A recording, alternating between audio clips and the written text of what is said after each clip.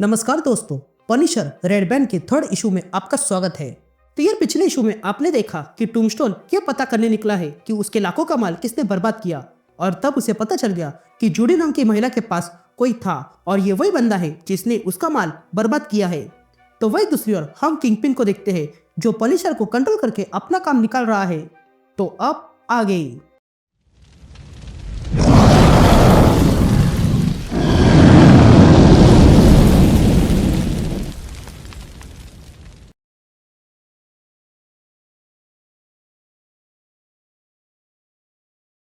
यहाँ वो truck driver देखता है कि पनिशर अब भी जीवित है और वो उस ट्रक से चिपका हुआ था।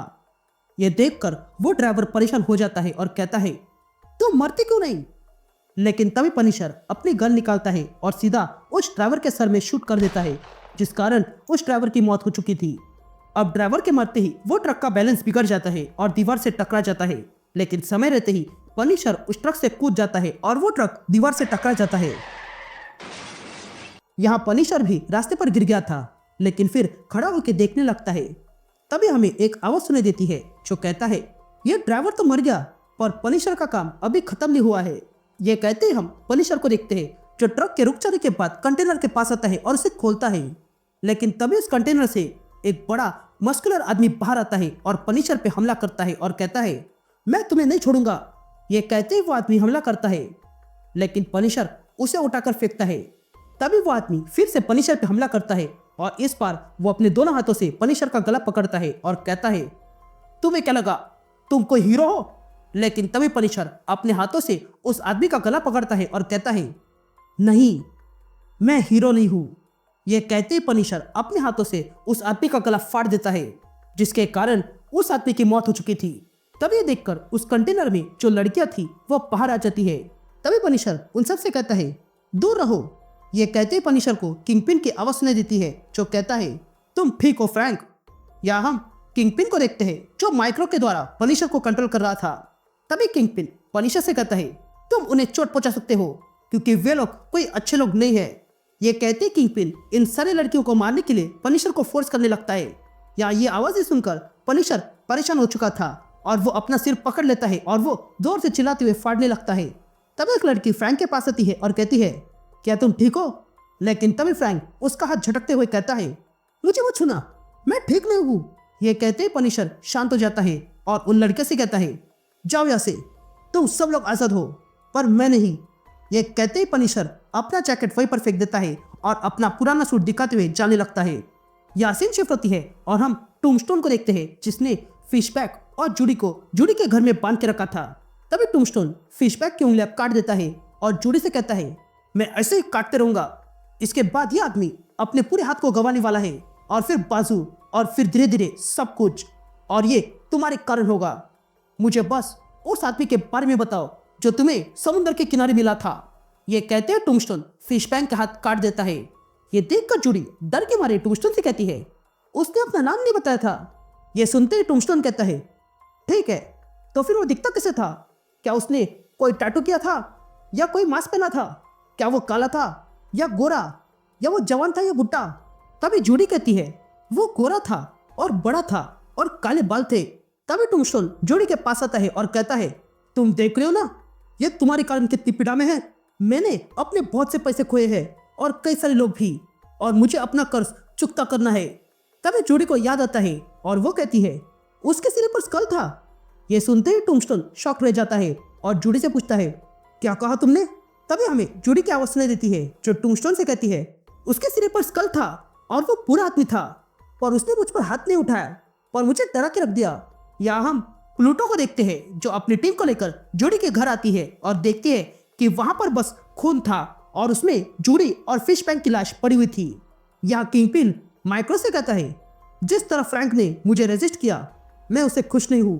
ये पनिशर चाकू या गन से अलग नहीं है, मैं बस एम करता हूँ और वो मारता है। तब ये बातें सुनकर माइक्रो किंगपिन से कहता है मिस्टर फिश प्लीज, कोई भी मशीन बिना रिपेयर किए हुए कंटिन्यू चल नहीं सकती है, तुम्हें उसे आराम देना होगा। फ्रैंक पहले ही अनेकों इंजरीज और फटीग से गुजर रहा है और मैं भी। जिस पर किंगपिन कहता है टेबल सेट हो चुके हैं, ये सारे क्रिमिनल नेटवर्क एक दूसरे पर हमला करने वाले हैं और वे लोग एक दूसरे को खत्म कर देंगे और जो बचेगा उसे हम खत्म कर देंगे। पर मैं तुम्हारा पॉइंट समझता हूँ, तुम फ्रैंक को अच्छे से जानते हो और इसलिए यहाँ हो, तो अब आराम करो। ये कहते ही किंगपिन माइक्रो से कनेक्टेड वायर निकाल देता है, जिस कारण वो बेहोश होने लगा था। ये देखकर किंगपिन वहां से चला जाता है। तो वही हम देखते हैं कि माइक्रो ने चुपके से पनिशर की यादें वापस लाई थी।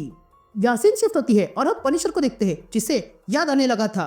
तभी पनिशर देखता है कि वो किसी पुरानी बिल्डिंग के सामने खड़ा है और तब वो उसके अंदर जाने लगता है।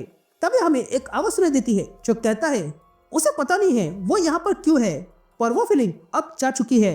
उसे अब उसका नाम पता नहीं है, पर इतना जानता है कि वो चार्ज चल रहा है वहां पर लैंड माइन से। वो अपना नाम जानता नहीं है, पर इतना जानता है कि यहाँ जो स्कैनर्स है वो उसे अंदर जाने देंगी। तभी पनिशर उस बिल्डिंग के अंदर आ जाता है और देखता है कि वहां पर एक आदमी किसी का ऑपरेशन कर रहा था। तभी वो आदमी पनिशर को देखता है और कहता है तुम इससे पहले वेस्ट वर्ल्ड में थे और वहां पर ऐसे पड़े हुए थे, लेकिन तुम्हारी यहाँ आवश्यकता है। मैंने तुम्हें यहाँ एक कारण से लाया और वो कारण है पर्ज और क्लेंस और पनिश। अगर हम मिलकर पनिश करेंगे तो बहुत कुछ कर लेंगे। ये कहते हुए वो आदमी एक बड़ी सी सिरिंज लेता है और उसे उस आदमी के स्कल में इंजेक्ट कर देता है। फिर उसके बाद हम पनिशर को देखते हैं जो अपने सर के पीछे हाथ रखता है और तब हमें एक आवाज सुनाई देती है जो कहता है अगर ये उसकी मेमोरी है तो उसे अब क्लियरली दिख रहा है। तभी फ्रैंक अपने बेस पर आता है और वहां पर डॉग टैग देखता है जिस पर फ्रैंक कैसल लिखा हुआ था।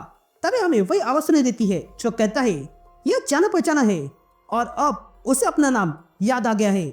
यहाँ दूसरी तरफ हम प्लूटो को देखते हैं जिसने अपनी टीम को इकट्ठा किया था और वो अपनी टीम से कहती है अब बहुत हो गया, अब तो मुर्दाघर भर चुके हैं, सारे बुरे लोग तो मर रहे हैं और उसके साथ अब सिविलियंस मरने लगे। ये खेल कोई अकेला नहीं खेल रहा है, पर हमें इतना पता चल गया है कि यहाँ पर एक आदमी है जो इन सब में शामिल है और जो बॉडी कैम फुटेज मिला है वो मैं तुम्हें दिखाती हूँ। यह कहते हैं प्लूटो वो वीडियो प्ले करती है जिसमें पनिशर दिख रहा था। तभी प्लूटो कहती है यह हमें हमारे एक ऑफिसर के पास मिला था जो उस बोट पर था। इस वीडियो की क्वालिटी अच्छी नहीं है, पर देखकर हम इतना यकीन कर सकते हैं कि यह बंदा कोई और नहीं पनिशर है और वो वापस आ गया है। यहाँ सीन शिफ्ट होती है और हम एक एम्बुलेंस देखते हैं जो गैस स्टेशन पर आई थी। तभी एम्बुलेंस चलाने वाले अंदर बैठ जाते हैं, लेकिन तभी वे लोग देखते हैं कि अंदर किसी ने बॉम्ब फिट करके रखा था और तब हम देखते हैं कि वहां पर पनिशर भी था जो इन लोगों से कहता है भूल कर भी दरवाजा मत खोलना नहीं तो ये फट जाएगा।